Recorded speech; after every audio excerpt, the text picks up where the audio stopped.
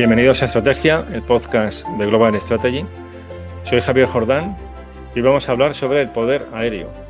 Y para charlar sobre este tema tenemos con nosotros al profesor Carlos Presa. Carlos, bienvenido. Gracias, Javier. Gracias por invitarme al podcast. Bueno, pues un placer tenerte con nosotros. El tema es un tema interesante y que además conoces muy bien. Y como es la primera vez que nos visitas, hacemos lo habitual, que es una presentación dialogada. Entonces, bueno, pues tú eres profesor asociado en la Universidad Complutense de Madrid, eres también miembro de la Academia de Ciencias y Artes Militares y el tema de poder aéreo es un tema que conoces bien también por tu profesión, ¿no? Gracias a ti y a tu audiencia. Únicamente, sí me gustaría decir que como militar en activo, pues voy a tener que medir mis juicios como profesor. Obviamente tengo cierta libertad de cátedra, pero no me puedo abstraer de mi condición de militar. Y muchos de los comentarios o de las opiniones que pueda verter, en ningún caso van a sustituir, por supuesto, al punto de vista de mi Estado Mayor y de los compañeros que miden, diseñan y construyen la Fuerza Aérea Española, que es la expresión en nuestra noción del poder aéreo, ¿no? También me gustaría decir que voy a desplegar algo de humildad técnica porque mi vida operativa acabó hace unos años, estoy un poquito oxidado, y omitiré nombres de países e individuos en algunos casos también por las razones que he mentado. Perfecto, pues entramos entonces de lleno con el tema. O sea, el tema es el poder aéreo en general. Son muchas cuestiones, ya anticipo. Vamos a tratar de condensarlo. Lógicamente, este episodio, dentro del índice de temas de la página de Global Strategy, donde está todo el podcast ordenado por categorías, va a ir en el apartado de militar y defensa.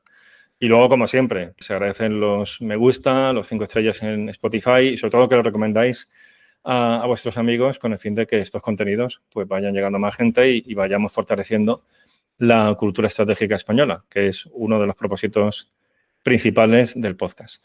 Bien, entonces es un tema muy amplio y seguro que va a salir la frase, esto sería para otro episodio en concreto y si te parece, pues ya nos emplazamos para más adelante profundizar en cuestiones específicas, pero la idea hoy es dar una panorámica general. Y ya que es un concepto que se utiliza mucho, si te parece, podríamos empezar por el propio término, o sea, a qué nos referimos con poder aéreo y también muchas veces qué se quiere comunicar con ese término. Muy bien, pues empezamos. Por poder aéreo podríamos entender la habilidad o el grado en el que un Estado, o bueno, ahora la verdad es que el concepto de poder aéreo y estados se ha divorciado ligeramente, ¿no? Por la aparición de agentes no estatales que tienen medios tecnológicos para proyectar poder a la tercera dimensión. Pero podría definirse como la habilidad o el grado de un Estado de, a través de aeronaves u otras plataformas, o mejor dicho, a través de un conjunto, además en sentido algebraico, ¿no? Un conjunto de plataformas, armas y sensores, puede ejecutar movimientos de ataque y defensa en el espacio aéreo, ¿no? En virtud de los intereses políticos y estratégicos que tenga. Esto puede ser con respecto a los intereses propios o en beneficio de otros, que se ha integrado una fuerza conjunta, ¿no? De manera sincronizada con los otros servicios, o con misiones permanentes propias de una fuerza aérea, como es la defensa del espacio aéreo, que aquí en España, bueno, y en todos los países, sobre todo en Occidente, de manera mancomunada en OTAN, hacemos a diario.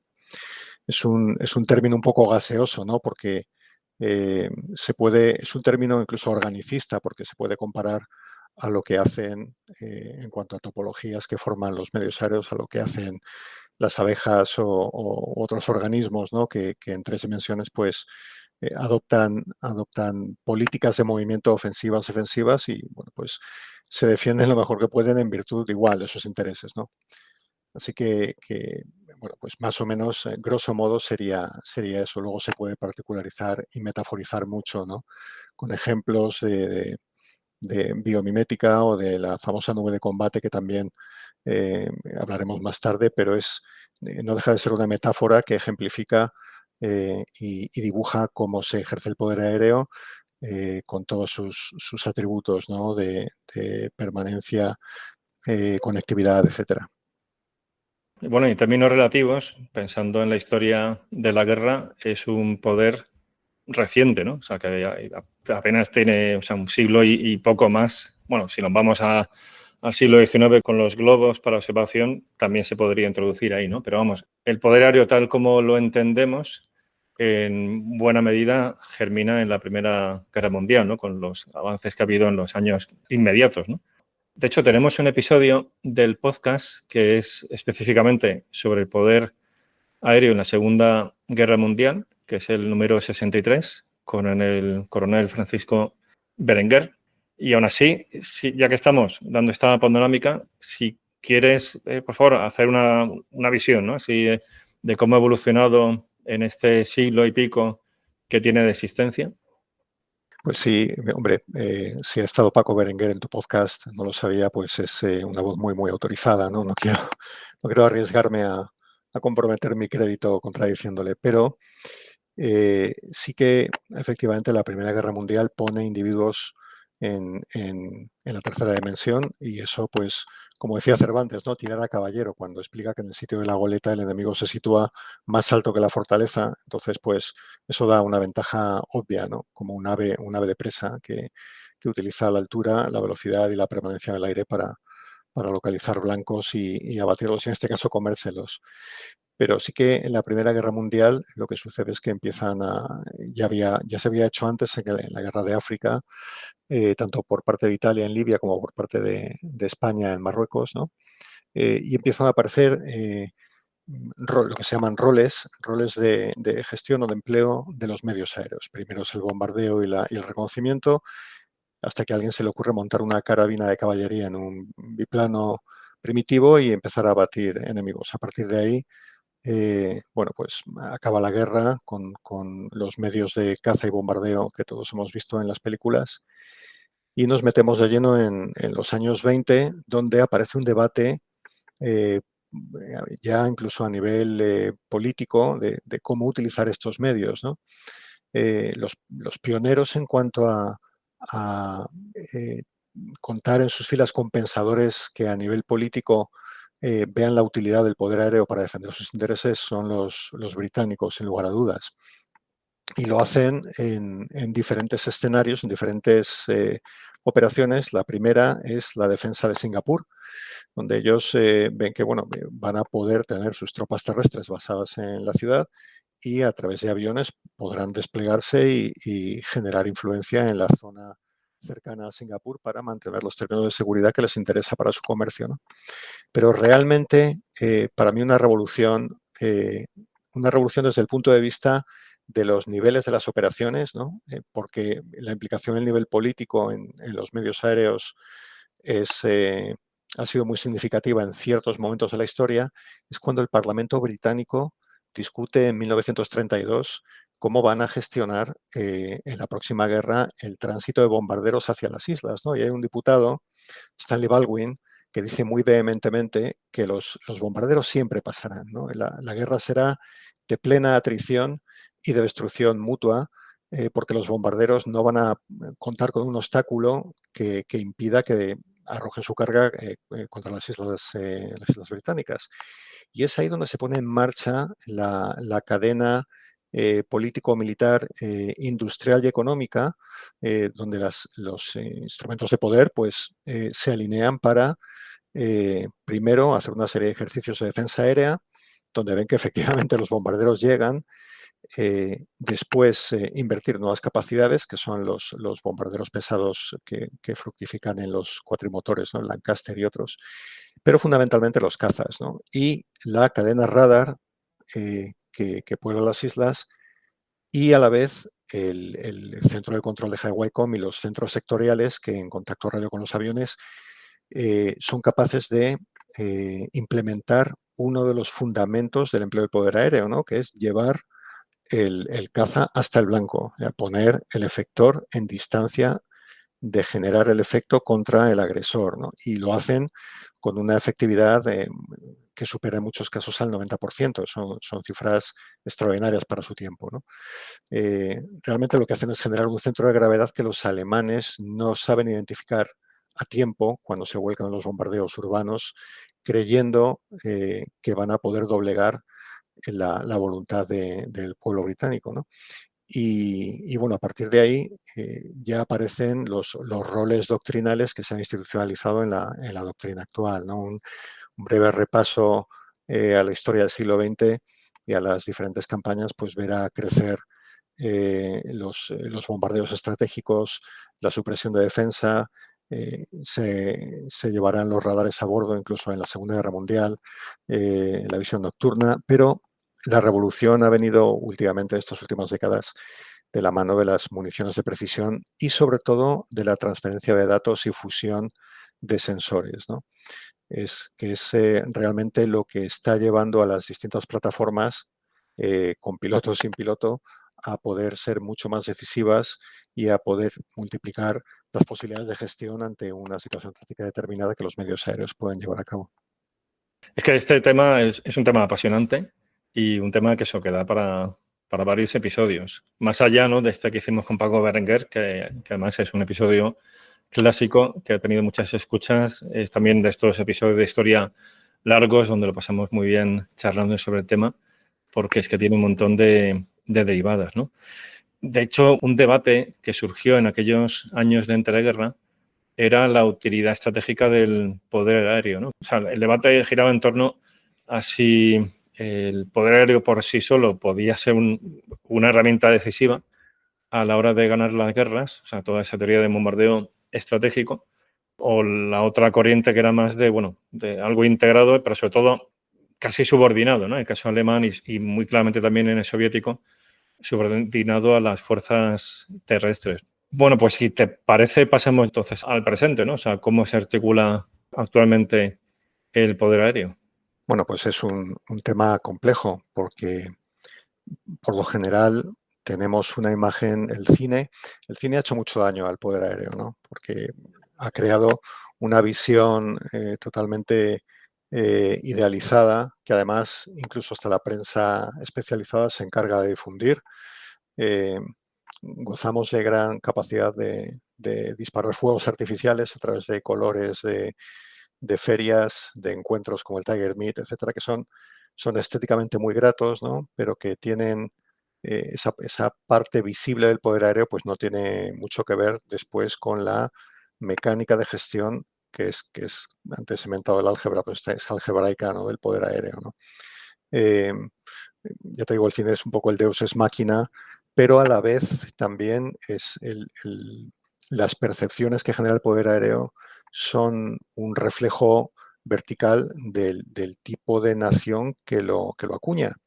Es curioso comparar, por ejemplo, poderes aéreos como o fuerzas aéreas, mejor dicho, como la Siria, que fueron una herramienta durante el siglo XX de control bueno, primero del poder, porque Hafez al-Assad es el jefe de la Fuerza Aérea y la utiliza para acceder al poder, y después para bombardear a su propio pueblo, ¿no?, en Alepo, o fuerzas aéreas como la Suiza, ¿no?, que no sé si recordarás que hace unos 10 o 12 años hubo un avión de Etiopía que cruzó Europa y cruzó espacio aéreo suizo, y los suizos tenían su sistema de defensa aérea cerrado, porque cerraban, lo abrían exclusivamente de 8 a 3 por mor de que vivían en la cómoda burbuja OTAN y no les era necesario el tenerlo activado permanentemente como hacemos el resto, ¿no? Entonces, esa articulación de la parte invisible del poder aéreo, pues sigue unos modelos eh, muy estructurados sobre un andamio que se ha consagrado a lo largo de los años, ¿no? Y no es otro que el de sentir. O sea, el poder aéreo es una máquina que debe percibirse de lo que sucede alrededor a través de un ciclo de inteligencia continuado, dar sentido a lo que siente, es el famoso sense make sense, eh, para procesar la información, convertirla en inteligencia y mantener actualizadas las bases de datos y los planes que lo articulan, y después ser capaz de generar efectos, ¿no? Originalmente los roles estaban muy divididos. Si nos vamos al ejemplo de la Segunda Guerra Mundial, apenas había caza-bombarderos, eran o cazas o bombarderos, ¿no?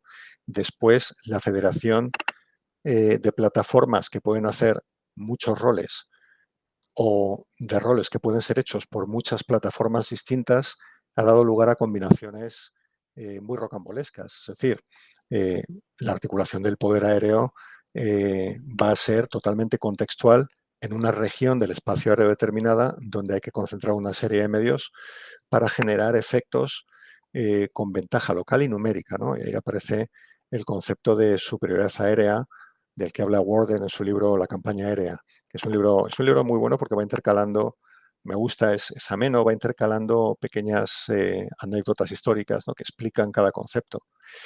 Y esa concentración de poder aéreo la tenemos que hacer en situación de ventaja, ¿no? Hay un acrónimo que es el cociente aeronaves-misión, el Aircraft to Mission Ratio, bueno, pues nosotros en Occidente, cuando yo jugaba a estas cosas, siempre utilizamos el 2 versus 1, el 3 versus 1, ¿no?, para poder concentrar poder en un momento dado con un elemento de ventaja contra cualquier posible agresor o traza, ¿no? Esto en una de las divisiones básicas de las actividades que se hacen en el aire, como es la caza o el aire-aire, ¿no? Luego está el aire-suelo, pero esos son los roles doctrinales que podemos cubrir un poquito más tarde, porque primero quería hablar de la articulación del poder aéreo en el nivel operacional. ¿Por qué me quiero referir al nivel operacional? Porque es el que recoge y procesa la proyección de la voluntad política y de las directivas estratégicas que un Estado o una coalición oferta a una fuerza aérea, ¿no? Entonces, esa capacidad de traducción que aparece en la doctrina como de la estrategia a la tarea, esa capacidad de entender cuál es el problema a resolver con los medios que hay sobre la mesa, lo que llamamos la caja de herramientas del comandante, pues es uno de los atributos vitales del poder aéreo, ¿no? Como decía el anuncio, la potencia sin control no sirve de nada. Bueno, pues eso es un resorte interno del poder aéreo. Volviendo a la metáfora de la nube de combate, si yo tengo una nube de combate, quiero que mi nube llueva cuando yo quiero, como yo quiero, en el cauce del río, en la presa o en el cultivo en el que yo quiero, ¿no? Y esa forma de controlar y convertir el poder aéreo en efectos eficaces y eficientes para ahorrar medios es vital, ¿no? El problema que estamos teniendo ahora desde mi punto de vista, doble, ¿no? Primero, antiguamente el poder aéreo, bueno, se bastaba y se sobraba, sobre todo por la inexistencia del reabastecimiento, que solo estaba en manos de unos pocos, para defender un territorio determinado. Es decir, estaban los dos bloques, uno de ellos muy basado en el poder terrestre, sobre todo porque la Unión Soviética tenía pavor a un desarrollo excesivo de una fuerza aérea eh, con alto grado de independencia que pudiese cuestionar la estructura de sus fuerzas armadas, ¿no? Como pasaba en Cuba cuando se escapaban en los MiG-23 los pilotos cubanos a Florida, ¿no? Es eso de tener individuos en una plataforma con alto valor operacional, pues era un poco contrario a la mecánica y a la conciencia interna del ejército soviético, ¿no? El segundo problema son los problemas de acceso que hoy devenga el espacio aéreo, ¿no? Cada vez hay más sistemas, más fuera de control de los estados, y claro, hay porciones de espacio aéreo soberano de múltiples naciones cuyo acceso ya no está garantizado, ¿no? Y eso es, además, hace poco, bueno, creo que ayer, el espacio aéreo del CTR, del área terminal del aeropuerto de Bruselas, del campo en sí, estuvo comprometido por la presencia de drones, ¿no? Eh, esta hipoteca que empieza a tener el espacio aéreo, que antes era de un acceso mucho más flexible, salvo en conflictos muy determinados, ¿no? O como el caso de Israel, ¿no?, que desde su creación ha visto hipotecado su espacio aéreo a la actividad del poder aéreo de sus vecinos, empieza a ser un problema que va a ser de muy difícil gestión en el futuro inmediato. Eh, y eso en cuanto a los fundamentos de la composición de la tercera dimensión con respecto a su gestión. En cuanto a los roles que se desempeñan en él, y lamento extenderme un poquito en este punto, pero estamos repasando en 10 minutos toda la doctrina. Los roles son 4 básicos, ¿no? Primero es el counter-air, la capacidad, dentro de la definición de poder aéreo, que te cite del grado de control del espacio aéreo que me permita mover mis plataformas para ejecutar la defensa y el ataque que yo me imponga. El counter-air es precisamente eso. ¿Soy yo capaz de defenderme contra lo que me tiren o de destruir lo que me quieren tirar antes de que lo hagan? Bueno, pues ese es uno de los principales roles. Ahí se integran pues, la destrucción de las bases del adversario, de sus defensas aéreas, ¿no? Para impedir que puedan volar contra mí. Por otro lado, está el rol de ataque, ¿no? Que es el bombardeo puro ahí, aparte de apoyar a las fuerzas terrestres o marítimas, la guerra submarina, las misiones de bombardeo, el bombardeo estratégico y el famoso apoyo aéreo cercano, el CAS, el Close Air Support, pues podríamos ahora mismo incluir una muy amplia gama, sobre todo por la aparición de drones, ¿no? O vehículos no tripulados, que no se sabe doctrinalmente dónde están, porque si es loitering ammunition, si es munición volante, mm, está ejecutando el rol aéreo de ataque, va a ser capaz de volver a través de las líneas propias sin plantearme problemas de identificación. Y ahora mismo el encaje de las nuevas plataformas en la doctrina y en estos roles es complejo, ¿no? Después está la contribución al ISR, que es todo lo que las plataformas aéreas, todas las INT, ¿no? La SIGINT, la IMINT, inteligencia de imágenes, de señales, electrónica, etcétera, que incluye, desde mi punto de vista, aunque después esto se federa en múltiples plataformas, la vigilancia del ataque electrónico y, sobre todo, incluye la actualización, y esto ha sido muy importante últimamente, ¿no? En dos operaciones o dos situaciones operacionales muy distintas pero simultáneas, como por ejemplo en Rusia contra Ucrania no ha sido capaz de actualizar suficientemente el orden de batalla electrónico, mientras que Israel ha sido capaz de mantenerlo actualizado al minuto, ¿no? Y por último, el rol de movilidad aérea, que es, bueno, pues llevar y traer municiones, tropas, paracaidistas, infiltrar operaciones especiales, etcétera. Bueno, pues todo esto en ese espacio aéreo que he definido al principio, ¿no? Y con todos estos roles más o menos cubren el quién hace qué, el dónde y después ya el cómo es el proceso de planeamiento que, para no alargarme, pues seguro que sale con algún ejemplo particular. Genial. Hay una variable que no sé, o sea, no sé hasta qué punto también afecta a todo lo que estás comentando, y es el coste creciente de las plataformas aéreas, tanto de adquisición como luego de ciclo de vida, que lleva a que al final haya un número muy reducido y que, por tanto, luego su disponibilidad, además de las que están realmente operativas, es todavía menor de lo que aparece en el orden de batalla.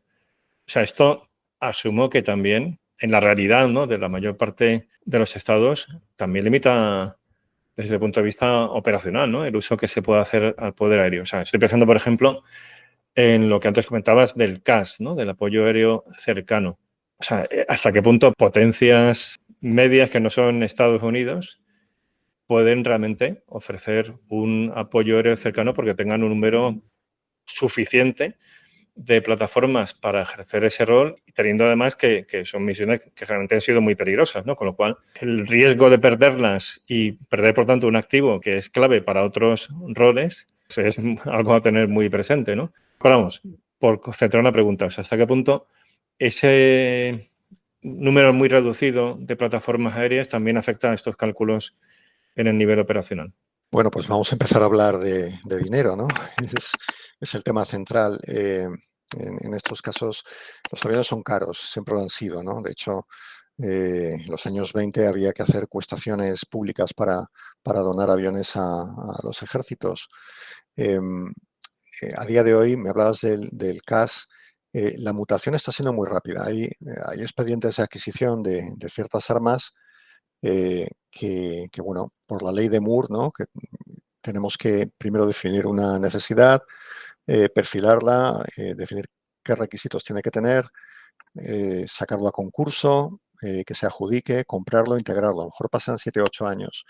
Y efectivamente el gradiente de cambio ha hecho que nuestro adversario, con un elemento de juguetería, haga que nuestra magnífica adquisición sea inviable, ¿no? Ahora con el CAS lo que está pasando es que las tropas están empezando a integrar vehículos pilotados remotamente con una serie de sensores que están empezando a sustituir la presencia del avión, ¿no? Hemos pasado del CAS al Persistent CAS, que con una serie de automatismos y transferencia de datos era capaz de automatizar, ya no había que leer el formato de un montón de líneas y equivocarse en las coordenadas como hacíamos yo aprendí hice quinto curso en Estados Unidos y mis profesores algunos eran veteranos del Vietnam, ¿no? Entonces, pues imagínate cómo me explicaban aquellas misiones CAS donde todo era verde.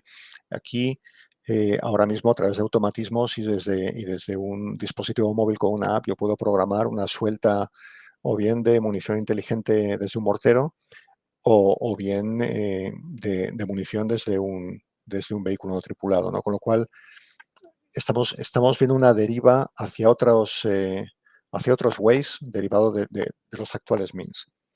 Sin embargo, el dinero, la principal expresión del problema que supone la economía es en los escenarios en los que hay, eh, digamos, aproximaciones cuantitativas contra las cualitativas, ¿no? Y es el caso de Israel.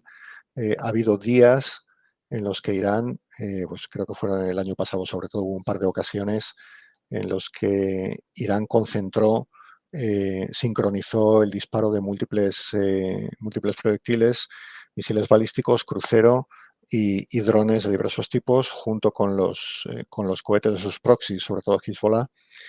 Y Israel se gastó, bueno, Israel y Estados Unidos, porque Estados Unidos, Jordania y Arabia Saudí también contribuyeron, pero entre Israel y Estados Unidos, en cuanto a precio de mercado de los misiles de las baterías de alta cota de la terminal, las THAAD, los misiles Arrow y el Iron Dome pudieron gastarse en un día pues entre 1.000 y 2.000 millones de euros, ¿no? En ejecutar la defensa aérea contra una miríada de vehículos aéreos que les estaban cayendo. Entonces, claro, ese ritmo, o si extrapolamos este escenario al sudeste asiático en un hipotético conflicto, ese ritmo de llevar eh, elementos de defensa aérea estado del arte hipercaros contra un enemigo que pueda estar con todos sus sobrantes de inventario, convirtiéndolos en vehículos no tripulados, como se supone China que está haciendo que China está haciendo con el J6, ¿no? Que le está metiendo un pequeño software de navegación y lo cargará de explosivo. Y esto ya se utilizaba en múltiples escenarios en el pasado, escenarios agnósticos, sin decir que es uno u otro, ¿no? Eso es importante. No me voy a declarar políticamente constructor de escenarios contra nadie, pero los elementos que nos podemos encontrar en el aire y las combinaciones de roles nos pueden sorprender como han sorprendido estos últimos 2 y 3 años, ¿no? Y el problema es efectivamente la, la gestión industrial. eh, Hace poco en una reunión alguien, y no voy a decir quién, le pidió a Airbus que abriese ya de una vez un departamento de juguetería, ¿no? Porque los programas son caros y no podemos llevar al punto culminante, como se dice en el arte operacional, al contribuyente, ¿no? Tenemos que ser capaces de poblar todos esos roles en el espacio aéreo y fundamentalmente en la capa litoral, donde el poder aéreo se difumina con el poder terrestre y el poder naval, ¿no? Hasta los 10.000 pies, con toda esa presencia de drones que están ejecutando misiones en beneficio incluso hasta un pelotón, pero que pueden generar un efecto estratégico, como se ha visto por ejemplo, en Israel, cuando bombardeó Irán Israel hace unos meses, como el Mossad se había infiltrado y a través de drones pues pudo ejecutar misiones de supresión de defensas aéreas perfectamente sincronizadas con los ataques aéreos de los F-35, ¿no? Eh, Todo ese conjunto puede ser eficiente y eficaz, pero también eh, tiene que tener un precio razonable, ¿no? Porque, claro, no podemos gastarnos, no podemos irnos más allá de los tantos por ciento que cada nación de manera soberana decide que será la inversión en su presupuesto de defensa. Bueno, y para abundar más en la complejidad, ahora tenemos una serie de conceptos que se suman, que son las operaciones multidominio. Aquí la pregunta sería, ¿qué diferencia hay esencial entre las operaciones multidominio desde la perspectiva del poder aéreo a las operaciones conjuntas tradicionales? Porque además el poder aéreo es que desde los inicios ha estado acostumbrado a trabajar con las fuerzas navales o las fuerzas terrestres. Entonces, ¿qué es realmente lo que diferencia lo conjunto de las operaciones multidominio? Bueno, lo conjunto, hay un modelo, en el año 2005 hubo un terremoto en Pakistán, creo que fue en el año 2005, y llegó todo el mundo a ayudar, llegó la Cruz Roja, llegó la US Navy, y no sabían a dónde ir, ni quién iba, ni quién se acercaba a esta aldea, ni quién proporciona agua potable. Entonces apareció un problema de mando y control brutal, ¿no? Que además no se ceñía a una operación militar, sino simplemente a un problema complejo. Y a partir de ahí, el Departamento de Defensa encargó un estudio sobre niveles de madurez del mando y control. Una vez más, no adscritos necesariamente a las operaciones militares, sino a cualquier situación compleja que yo necesite estructurar y solucionar, como se soluciona un problema científico, ¿no? Por un método analítico, descompongo las partes y voy dando solución para ver si después el problema complejo lo puedo solventar. Y apareció un modelo que a mí me gusta mucho, mis alumnos se quejan a veces, ¿no? de que me guste, me guste el modelo del cubo, como lo llaman, que es un modelo de madurez. Lo conjunto era era un nivel de las operaciones que estaba un modelo de madurez cooperativo, ¿no? Coordinado, por decirlo de eh, dos maneras comparablemente o dos maneras equivalentes, ¿no? Había una cooperación, pero se basaba mucho en el espacio y en el tiempo. Yo iba segregando espacio y tiempo a través de unas órdenes y a través de unas coordinaciones eh, que me permitían operar desterrando la mayor lacra de una fuerza conjunta, que es el fraticidio. El fraticidio afecta directamente al centro de gravedad propio, ¿no? Si yo empiezo a matar a mi propia gente, pues automáticamente se me cae la voluntad política, es así, ¿no? Y ahí aparecían volúmenes de espacio aéreo, de espacio marítimo sellados para la utilización de uno u otro mando componente, con procedimientos un poquito encorsetados de colaboración, ¿no? De transición de medios de un espacio a otro, ¿no? Sin embargo, el multidominio cambia radicalmente ese aspecto, ¿no? La definición de estructura es la relación del todo con las partes, que corresponde también a lo conjunto, pero el multidominio se basa mucho de la relación de las partes entre sí, ¿no? Esos ejes, cuando vemos esas imágenes que distribuye Marcel Dassault o Airbus o Lockheed Martin de múltiples plataformas futuristas con barritas entre ellas, ¿no? ¿Eso es multidominio? Sí, ¿por qué? Porque yo puedo estar operando en el ámbito aéreo, en el dominio aéreo, una plataforma. Esta plataforma, a través de su sensor infrarrojo o electroóptico, puede ver un origen de fuegos determinado que automáticamente puede pasar, una vez que ha procesado con su fusión de datos, que además tiene desplegada al edge, al borde del campo de batalla, ¿no? Eso es lo que hace particularmente el F-35, puede procesar in situ esa correlación de los dos sensores y pasársela directamente sin concurso del piloto al sistema de defensa de misiles balísticos, ¿no? Entonces, en apenas varios segundos ya tengo solución de origen y ya tengo el Patriot preparado para acometer esa traza. Eso es multidominio, ¿no? En este caso, comunicación automatizada entre el dominio aéreo y el dominio terrestre. Y si eso lo llevamos a la intervención del ciber, ¿no? A lo mejor lo que hace esa fusión de datos con respecto al origen de fuegos es alertar al cibercomando que puede inhibir la batería escudo a través de un ciberataque, ¿no? No sé, las posibilidades son múltiples y precisamente la algoritmia de la inteligencia artificial de los sistemas de toma de decisiones plantearán al decisor eh, todas las opciones que el multidominio oferte. Problema de esto es el dilema de hasta dónde llevamos la automatización del multidominio y hasta dónde minimizamos la presencia del humano en el loop, ¿no? Que es como se ha visto con el sistema Gospel en Gaza, ¿no? las soluciones de disparo de tanto de la artillería como de los bombarderos, de los cazabombarderos israelíes, venía alimentada por un proceso hiperrápido de toma de decisiones, donde basado en emisiones, biométricos, movimientos y otras fuentes de inteligencia, muchas veces la solución de disparo que se planteaba con una compresión de tiempo total para negar lo que se llama el circuito de vida del adversario, es decir, movimientos que puedan salvarle, pues obviaba los daños colaterales, ¿no? Y teníamos el elevado número de bajas civiles que hemos visto. Hay otro concepto también muy de moda y relacionado con todo lo que estás comentando, es el de la nube de combate, ¿no? Esa infraestructura que al final permite generar lo que los americanos llaman la kill web. Se habla mucho, ¿no?, de que el sistema de combate aéreo de sexta generación se basa fundamentalmente en este concepto. Sí, lo que pasa es que con la nube de combate hay distintas escuelas. Eh, hay quienes ven la nube de combate como un sistema o como un modelo informático parecido al OSI Model, ¿no? De servidores, de clientes, etcétera, y hay quienes la ven o que la vemos como esa asociación o ese contrato entre plataformas, armas y sensores, ¿no?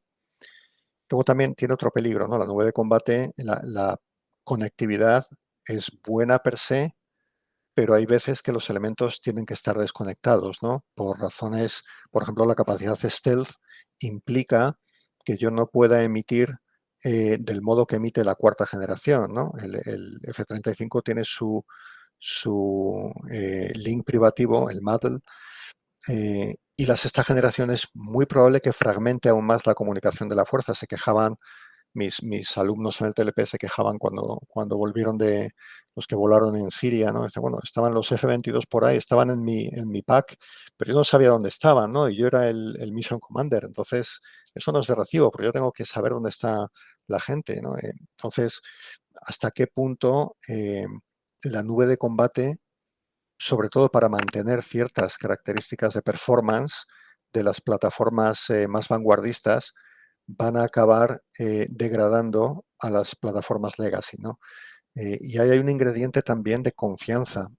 Una vez yo tuve un par de publicaciones con un capitán de navío americano, un buen amigo, Bill Perkins, y uno de los ingredientes con los que nos encontrábamos en el seno de la alianza es, va a querer un avión, se me ocurre, no sé, checo o italiano, colgar a efectos letales de lo que determine el sensor de un avión de quinta generación norteamericano u holandés, ¿no? Entonces es muy difícil el automatizar una nube de combate conjunta más allá del full command que da la soberanía de una Fuerza Aérea Nacional, ¿no? Que ahí, pues, en principio quedan muy bien definidas las responsabilidades y lo que, bueno, lo que viene en la doctrina es la accountability, ¿no? El ser reo de acabar ante su señoría bueno, pues por una baja colateral o por otro motivo, ¿no?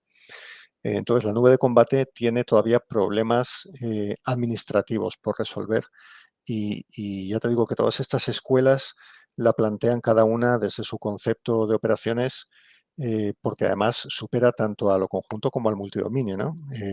Y todos esos automatismos no sustituyen la coherencia formal que en lógica proposicional todavía aportamos los humanos, ¿no? Eh, llegan hasta las inferencias. Ahora sí, claro, te dan inferencias a partir de miles y miles de procesos de datos, mientras que nosotros, pues, a mí me hierve la cabeza, ¿no? En cuanto hay demasiada información. Eh, y por eso la nube de combate yo le auguro en bastante evolución aún. Bueno, este tema de la nube de combate es interesantísima esta perspectiva que le acabas de dar, porque cuando se habla de nube de combate, sobre todo pensamos en la dimensión tecnológica, que en efecto es revolucionaria, y que además en otros ámbitos del empleo de la fuerza, estoy pensando también, por ejemplo, en la fuerza terrestre, también es un tema capital, pero lo que acabas de comentar también es muy relevante, ¿no?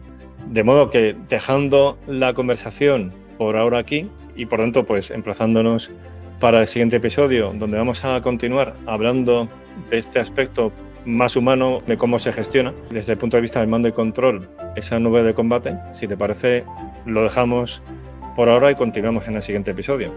Muy bien, me parece fenomenal. Javier, muchas gracias por recibirme hoy en tu podcast. Muchas gracias a ti.